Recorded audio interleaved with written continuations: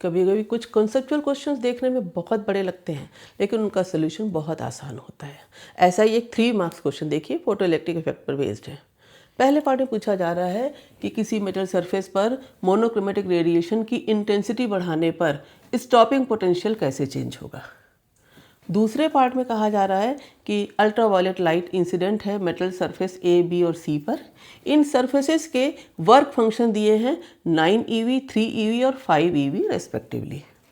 अब बताना है कि किस मेटल सरफेस के लिए लोएस्ट थ्रेशोल्ड फ्रीक्वेंसी होगी और किसके लिए maximum kinetic energy of emitted electrons minimum होगी। सारी बातें Einstein photo electric equation, maximum kinetic energy of emitted electrons, photon की एनर्जी और वर्क फंक्शन, इन्हीं फार्मूलों पर बेस्ड है। अब सबसे पहले स्टॉपिंग पोटेंशियल में बदलाव पूछा जा रहा है और intensity of incident radiation increase कर रहे हैं। ध्यान से देखो, फोटो इलेक्ट्रिक इफेक्ट की जो इक्वेशन होती है उसमें स्टॉपिंग पोटेंशियल डायरेक्टली नहीं आता। Maximum kinetic energy of emitted electron किसके बराबर होती है? Energy of photon minus work function.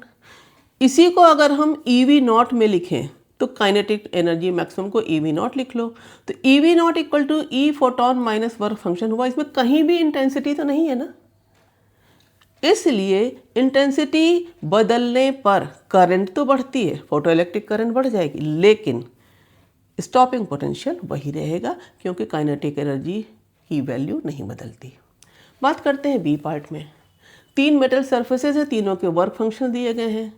अब थ्रेशोल्ड फ्रीक्वेंसी वर्क फंक्शन का रिलेशन क्या होता है? Phi work function equal to H nu naught, यानी nu naught equal to work function upon H।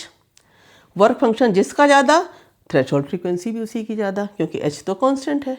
अब यहाँ पर पूछा जा रहा है कि लोएस्ट थ्रेशोल्ड फ्रीक्वेंसी, तो लोएस्ट वर्क फंक्शन देख लो, 3 EV है किस मेटल सरफेस के लिए? बी के लिए, तो बी के लिए लोएस्ट थ्रेशोल्ड फ्रीक्वेंसी भी होगी। सेकेंड पार्ट में पूछा जा रहा कि मैक्सिमम काइनेटिक एनर्जी की वैल्यू सबसे कम होगी किस मेटल सरफेस के लिए? इसी इक्वेशन को लिखा। इस इक्वेशन में देखो, मैक्सिमम काइनेटिक एनर्जी कम कब होगी? जब H न्यू में से वर्क फंक्शन जो डिक्रीज हो रहा है वो ज़्यादा हो। किसका वर्क फंक्शन ज़्यादा है?